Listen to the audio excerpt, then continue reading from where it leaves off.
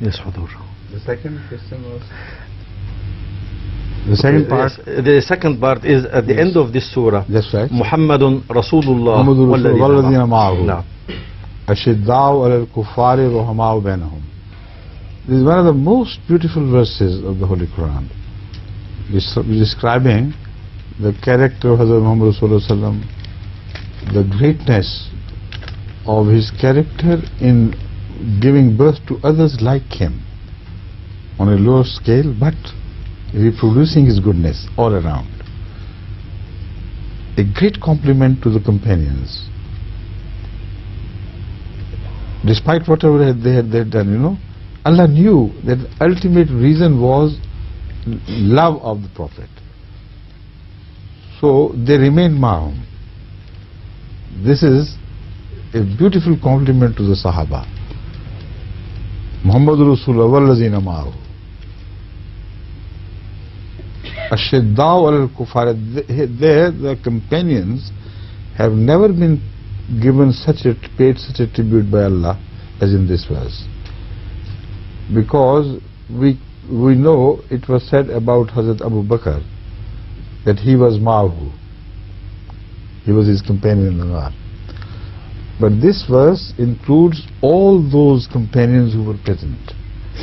Muhammad and who were around him, not only we're not talking of this incident, remember.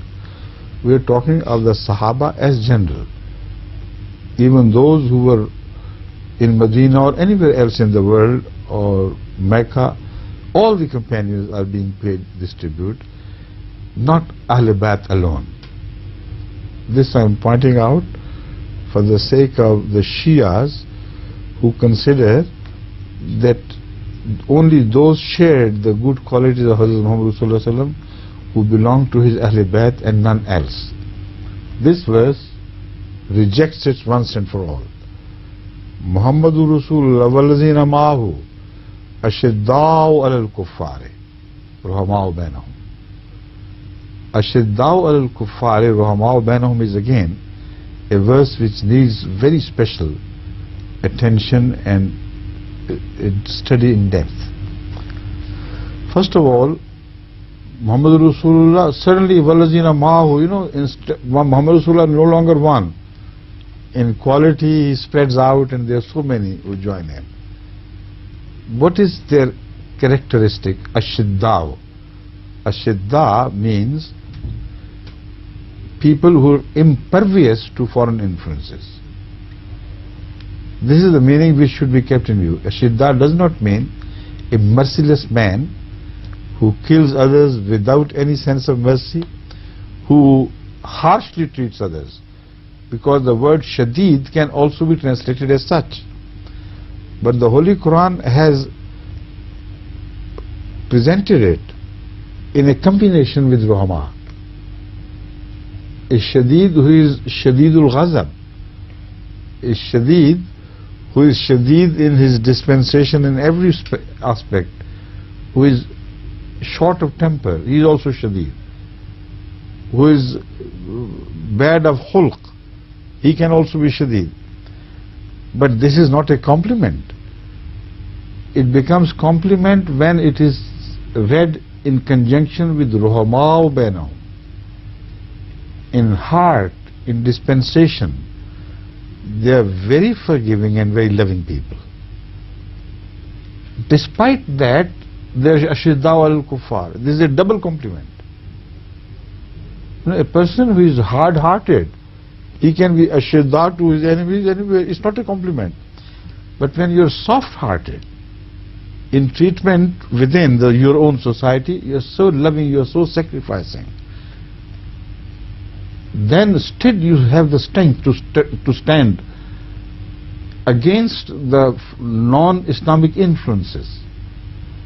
Here the kuffar are mentioned as a symbol of evils and vices. Ashidda means you do not permit their evil habits and evil culture and evil views and evil ideologies and beliefs to penetrate into you. A stone which is shadid even if it lies for 1,000,000 years underneath, near the bed of a river, and the water continues to flow, if you scratch it, it will remain dry within. So they were living in a non-Islamic hostile society, kuffar. Yet they did not permit to be influenced by that even as a scratch. So completely defended against them, protected against their influence. This is ashidda. Ruhamau bainahum. By nature they are so soft that when they meet each other, they treat each other like real brothers, and sometimes excel in sacrifices beyond what the brothers can do for brothers.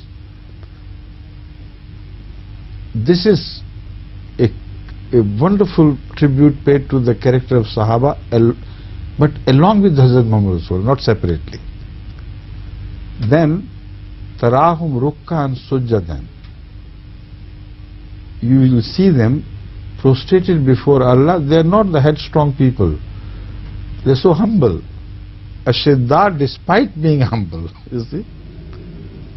They keep their head straight up, not because by nature they are arrogant and proud. Tarahum rukkan sujjadan, always bowed to Allah and prostrated to Allah. Yabtaghuna fadlan min Allahi wa ridwana. They do not care for the worldly benefits from anyone in the world. They bow to Him, they prostrate to Him, and seek fadl. Fadl is a word of wider application, but it is specifically mentioned in the Holy Quran for the worldly gains as well. See, after Jummah you can spread out and seek fadl. Here the word fadl specifically means the worldly gains and means of livelihood, the livelihood, etc. So they seek fadl only from Allah, not from among each other either. So this is the beauty.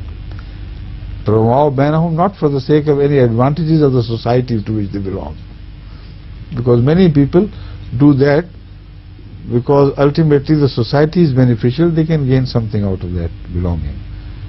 يَبْتَغُونَ فَضْلًا مِنَ اللَّهِ وَرِضْوَانًا. They do it, they seek fadl from Allah, but more than that, they seek His Ridwan, which is a very great tribute, because in conjunction with fadl, it means they will not accept any worldly gain at the cost of Allah's Ridwan. So they are absolutely beyond censure in their worldly conduct, in their commercial conduct, in their economic conduct. They never accept any money at the cost of Allah's favor. So Ridwana in conjunction with fadl is a very profound message of their integrity, a tribute to their integrity.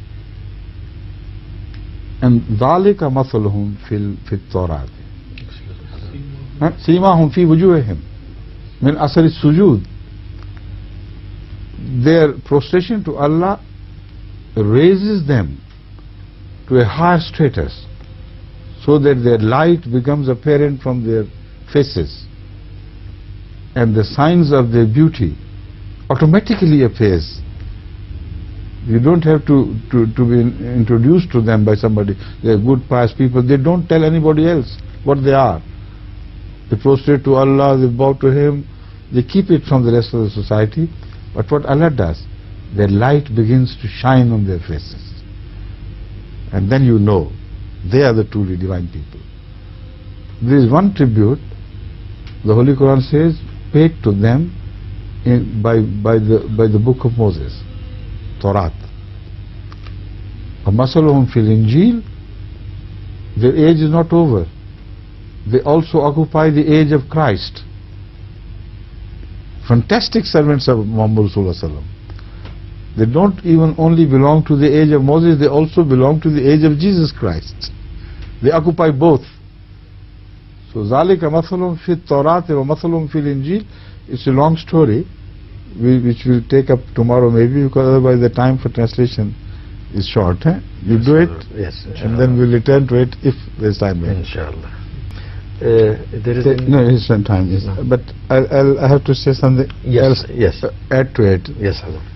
You see, I said that word fadl is not by itself sufficient to describe their character.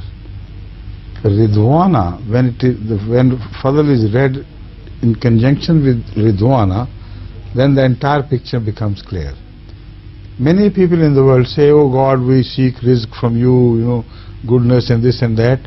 When they actually do trading or do any business, they try to cheat others for the sake of money. And it is so common. It is not only a character of the poor people in the world, the richest governments of the world also do the same.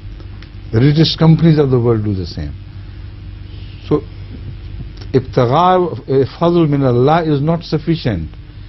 It should not be at the cost of his rada. The moment you indulge in shady business, you lose rada. And this compliment is not applicable to you then. Yabtaghuna fadlun min Allah wa ridwana binds them tightly to a course of earning which is always under the blessing of Allah, with the approval of Allah, never at the cost of Allah's approval. This is the point which has to be highlighted. Now, before turning to the remaining part, we have very little time left, but I want to complete the whole picture once again, pointing out that Ashidda'u al-Kuffari can be understood from a different angle as well. Something you do not like is shadidun alaykum. Something you hate is very difficult for you to tolerate. And this verse will end up throwing the same light on the character of Sahaba of the later period, which have lamma yalhaqu bihim. It will speak of those who are about whom it is said lamma yalhaqu bihim. But I'll not explain it further. What I want to say is Ashidda'u al-Kuffari can be understood to mean that their very existence is hard on the non-believers. It makes them angry when they walk the streets. And this has been mentioned in detail in other verses of the Holy Quran. They can't take a step in the street, but they annoy the non-believers. They breathe, it annoys the non-believers. They live, it annoys the non-believers. So Ashidda'u al-Kuffar in that sense. They are such a wonderful community, entirely dedicated to Allah and goodness, that the non-believers hate their very existence. But whom do they hate? Who know not what hate is. Ruhama'u bainahum. They're so loving, so sacrificing for each other. So this is another aspect of the same tribute which should be brought to the notice of the viewers, right? It is mentioned in the Quran that يَعُضُّونَ عَلَيْكُمُ الْأَنَامِلَ مِنَ الْغَيْظِ. That's right. Exactly. That's and so many other things. Yes. But in the end of this verse, it's also explained. لِيَغِيظَ بِهِمُ الْكُفَّارِ. No. That is also the meaning of the first No. Ashidda.